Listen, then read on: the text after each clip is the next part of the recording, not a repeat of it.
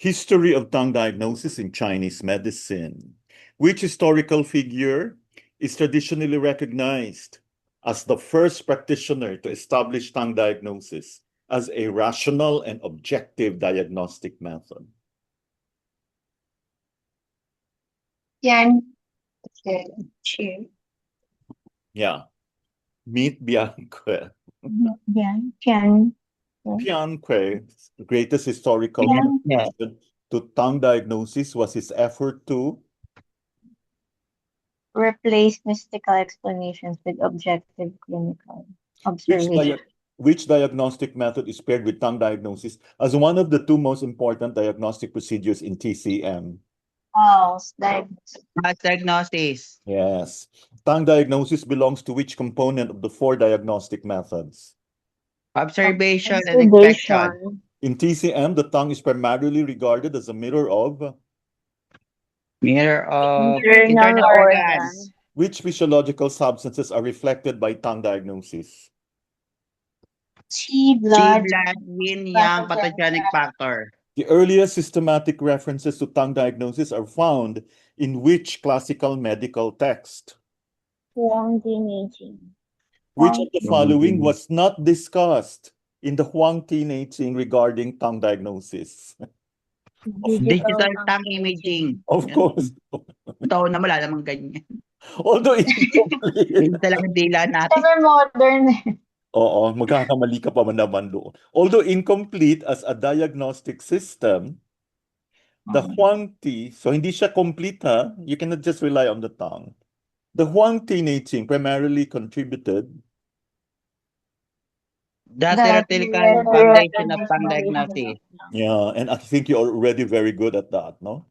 Which physician? Okay, meet another physician. Incorporated tongue findings into the differentiation of external diseases in the Sanghan Lun. Tang Zhongqing. Wow. Wala mga theoretical. Zhang Zhongqing. Tang Zhongqing. Zhang Zhongqing. During the Han Dynasty, tongue diagnosis was primarily combined with False Diagnosis and symptoms. which dynasty witnessed expanded clinical use of tongue examination, particularly for febrile diseases? Tang. Oh, so imagine tongue diagnosis the tongue. Sun Si Miao. Oh, meet Sun Si Miao. Hello. Earned which honorary title? King of medicine. Wow. Sun Si Miao particularly emphasized what? Careful observation of physical signs, including the tongue. Which dynasty is regarded as the major turning point in the development of tongue diagnosis? Tang. Hindi na si Tang na una. Song. Song. Oh, that's the song. Turning point. Which classic is regarded as one of the earliest specialized texts devoted to tongue diagnosis?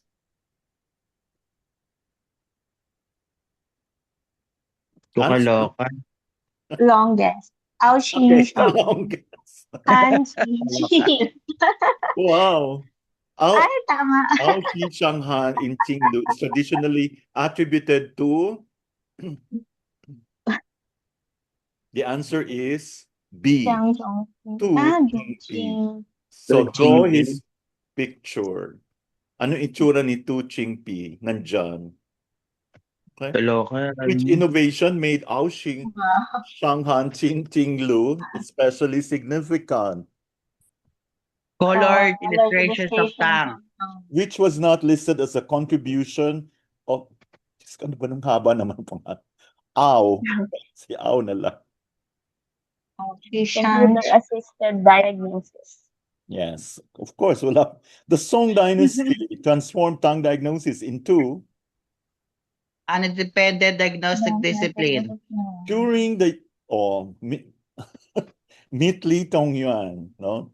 During the Qin and Yuan dynasties, Li Tongyuan emphasized the importance of which organs in generating tongue coating? Spleen and stomach. Spleen Every time stomach. you look at the coating, you remember the face of Li Tongyan. O, di ba?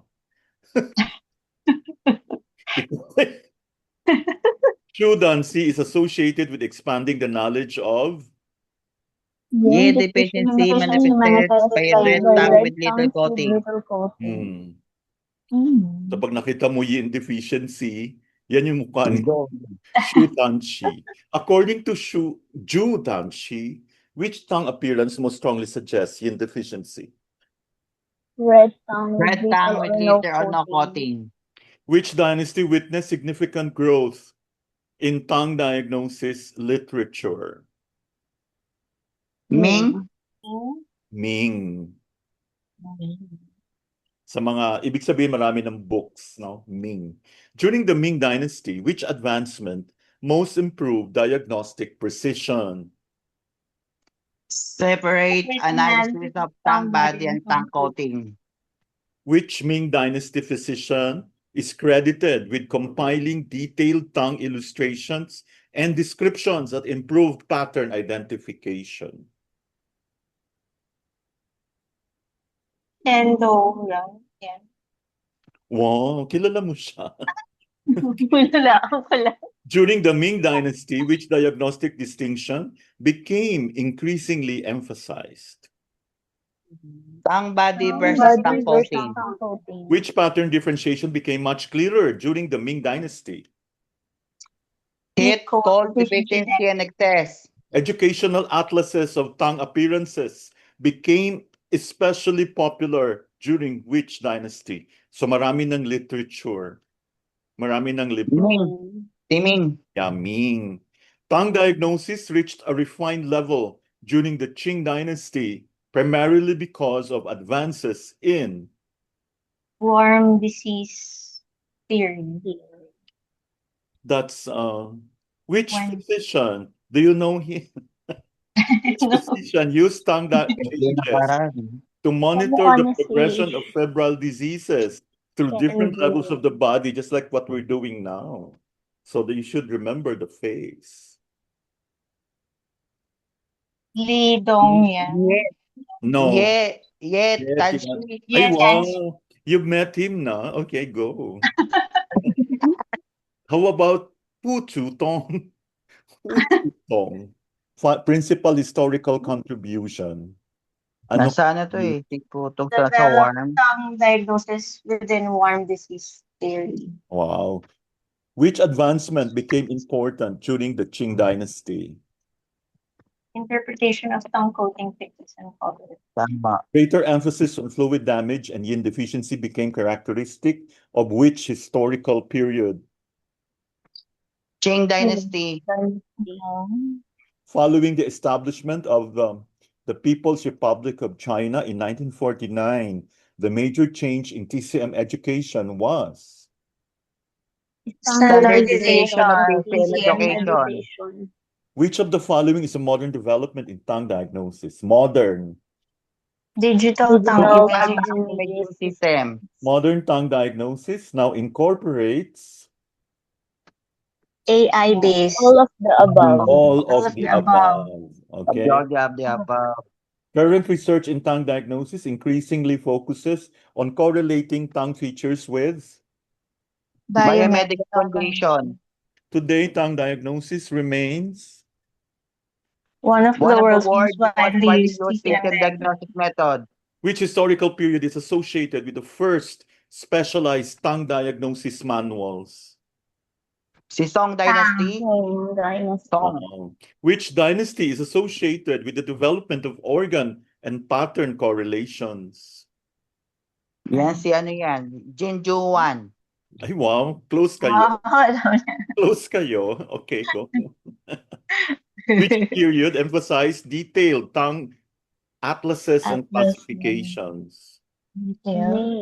Ming. Which period is Ming. identified with refinement through worm disease theory? Ito yung kanina. Ying Dynasty. Qing Dynasty. Ying Dynasty. Which era introduced standardization? Parang malabo yung mata mo, no? Kailangan mo na ng Chiuho. Which era introduced standardization, photography, and AI-assisted tongue analysis? Modern. Modern What is era. considered the single most important historical turning point in tongue diagnosis? The Song The Song Dynasty. Dynasty. Why is the Song Dynasty regarded as a turning point in the history of tongue diagnosis? It produces the first dedicated tongue diagnosis text and illustration. Which sequence correctly orders these historical developments from earliest to latest? Hantang Song Modern. Wow. Hantang Song Modern. Which Hantang. physician is correctly matched with his historical contribution? Zhang Zhang Zongjing, Zhongqing. differentiation of external disease using tongue signs. Okay, close sila. Zhang Which of the following chronological pairings is incorrect? Qing Dynasty. First colored tongue illustration. Wow. So anong dynasty lumabas yung tongue illustrations? Ming. Okay. Which statement best summarizes the historical evolution of tongue diagnosis? I think the answer is very obvious. It is mahaba. It involves Mm. progressively from early observation into standardized evidence-informed diagnostic system through contributions made across successive dynasties. Okay, very good.